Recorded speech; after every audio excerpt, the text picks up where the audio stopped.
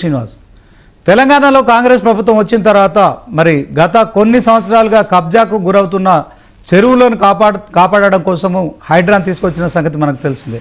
అయితే మరి భారీ వెంచర్లు చేస్తున్న ఆ రియల్ అక్రమార్కులు మాత్రం ఖచ్చితంగా చెరువులను కబ్జా పెట్టే కార్యక్రమాన్ని ఎవరు కూడా మరి ఉపేక్షించడం లేదు.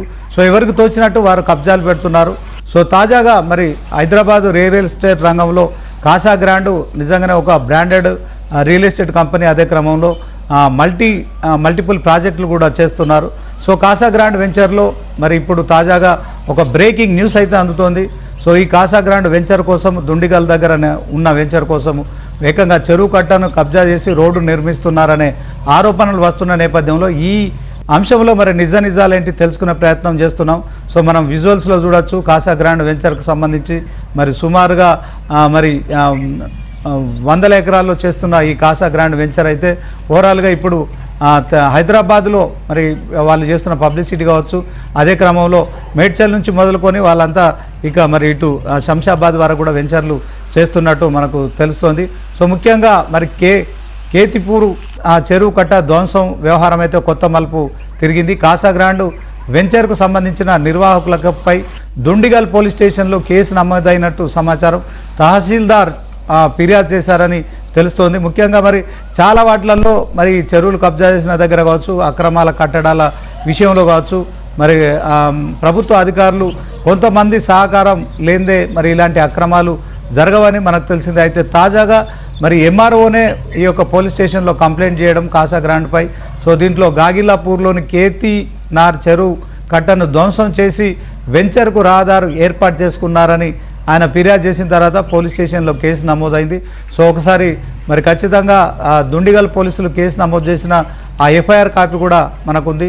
చెరువు కట్ట ఎందుకు ధ్వంసం చేశారు, ప్రభుత్వ నిబంధనలను మరి ఎలా మరి కాలరాశారనే అంశంలో తహసీల్దార్ గారు, అదే క్రమంలో మా దుండిగల్ రిపోర్టర్ రవికుమార్ కూడా అందుబాటులోకి రానున్నారు. ముందుగా ఒకసారి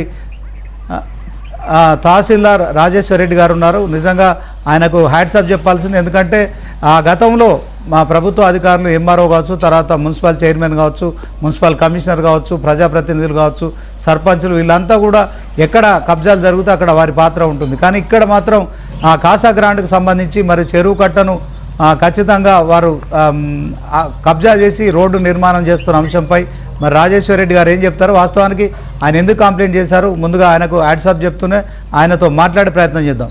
రాజేశ్వర్ రెడ్డి గారు, good evening sir. Sir good evening అండి.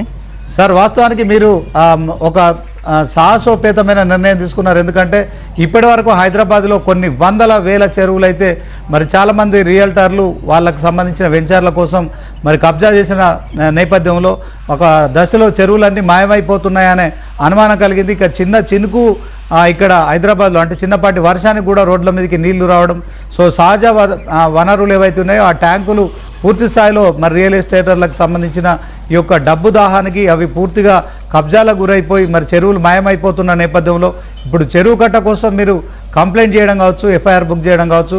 సో మీకు మా 99 టీవీ తరఫున మీకు అభినందనలు సార్. వాస్తవానికి అక్కడ ఏం జరిగింది, మీరు ఏం కంప్లైంట్ చేశారు, ఏం చెప్తారు సార్? ముందుగా థ్యాంక్స్ అండి.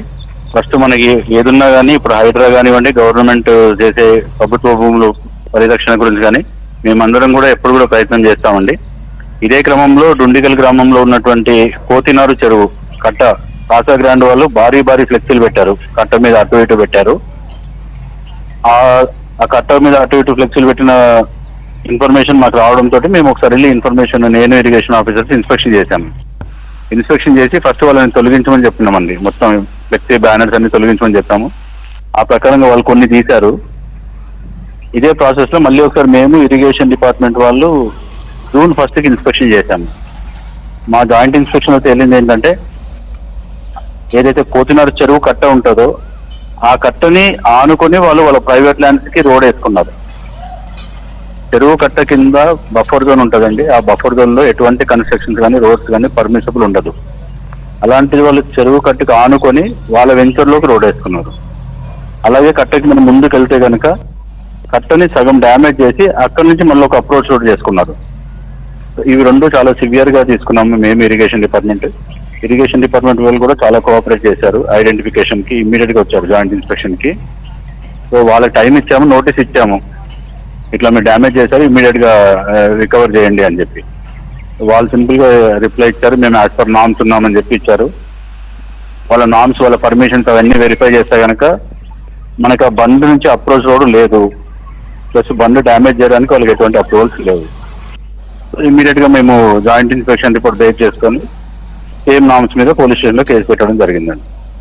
ఓకే సార్, వాస్తవానికి అంటే ఈ రహదారి నిర్మాణం చేసుకోవాలని వాళ్ళు వాదిస్తున్నారా? దీంట్లో మరి గృహ నిర్మాణాలకు మాత్రము అనుమతి ఉండదు బఫర్ జోన్లో కానీ ఎఫ్టీఎల్ పరిధిలో కానీ అని చెప్పి కూడా కొంతమంది చెప్తుంటారు కదా సార్. వాస్తవానికి రోడ్ వేసుకోవడానికి దీంట్లో ఆ వెంచర్కి వాళ్ళకి అవకాశం ఉందా సార్?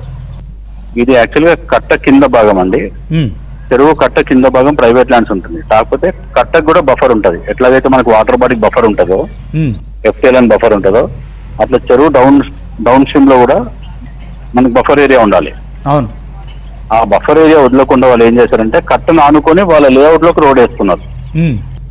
అట్లాగే కట్టని సగము మట్టి ఎక్స్కవేషన్ చేశారు, గ్రావెల్ ఎక్స్కవేషన్. దానివల్ల బండ స్ట్రెంత్ అనేది దెబ్బతింటది. సో ఈ రెండు చాలా సివియర్ అఫెన్స్ కింద మేము భావించి క్రిమినల్ కేసు పెట్టామండి. సార్, ఇప్పుడు అక్కడ పరిస్థితి ఏంటి సార్? మరి ఆ రోడ్డు నిర్మాణం ఆగిపోయిందా? దాంట్లో ఏం జరుగుతుంది? పోలీసులు ఎంటర్ అయ్యారా? అక్కడ తాజా పరిస్థితి ఏంటి సార్? మేము క్రిమినల్ కేసు పెట్టిన తర్వాత వాళ్ళు ఏదైతే మట్టి తవ్వారని చెప్పాను బండని, దాన్నంతా ఫిల్అప్ చేశారు మట్టి. ఆ రోడ్ కూడా బ్లాక్ చేశారు, బట్టి కంప్లీట్ గా తీసేయలేదు. అది బండ్ షుడ్ బి ఇంటాక్ట్ అండి. ఇరిగేషన్ వాళ్ళు మళ్ళీ ఇన్స్పెక్షన్ చేస్తారు. బండ్ ఇంటాక్ట్ ఉన్నా కానీ క్రిమినల్ కేసు మాత్రం వెనుక తీసుకున్నది లేదు. అంటే ఇప్పుడు ఆ కాసా గ్రాండ్ వెంచర్ వాళ్ళు కొంత కట్టనైతే విధ్వంసం చేశారు, అంతేనా సార్? చేశారండి. ఓకే. సో ఫర్దర్గా అంటే ఈ అంశంలో ఏం జరగబోతుంది సార్? ఇప్పుడైతే యాజ్ పర్ మా ఇన్స్పెక్షన్ యాజ్ ఆన్ టుడే, ఈ రోజు మార్నింగ్ కూడా వెళ్ళి చూడడం జరిగింది. ఏదైతే మట్టి తవ్వారో అక్కడంతా మట్టి నింపేశారు. బట్ ఆ రోడ్ అనేది కట్ చేయలేదు. వాళ్ళు బ్యారికేడ్స్ పెట్టుకున్నారు, లోపలికి ఎంటర్ కాకుండా బ్యారికేడ్స్ పెట్టారు, కానీ రోడ్ కట్ చేయలేదు. సో ఎప్పుడైతే వాళ్ళు బఫర్ క్లీన్ చేస్తారో అప్పటివరకైతే మేము కేసు కంటిన్యూ చేస్తామండి. ఇప్పుడు దీంట్లో మరి వారికి సంబంధించి ఆ సంస్థకు సంబంధించిన ప్రతినిధులు ఎవరు కూడా మిమ్మల్ని సంప్రదించడం కానీ తర్వాత బెదిరించడం లాంటిది ఏమైనా జరిగిందా సార్? లేదంటే వాళ్ళు పర్మిషన్ లెటర్స్ ఇస్తున్నారు హెచ్ఎండిఏ నుంచి. హెచ్ఎండిఏ వాళ్ళు చాలా క్లియర్ గా ఇచ్చారు, బియాండ్ బఫర్ జోన్ వాళ్ళ ప్రైవేట్ ల్యాండ్స్ లో పర్మిషన్ ఇచ్చారు. బట్ వీళ్ళు ఆ పర్మిషన్ వయోలేట్ చేస్తూ బండ్ డ్యామేజ్ చేశారు.